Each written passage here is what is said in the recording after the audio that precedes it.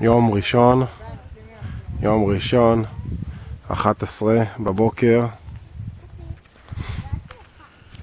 11 בבוקר. יום שמשי בהיר לחלוטין.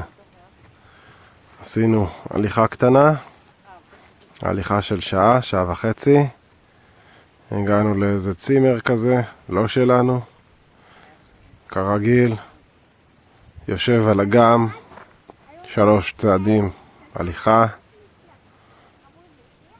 כרגיל, סירות ששייכות לו.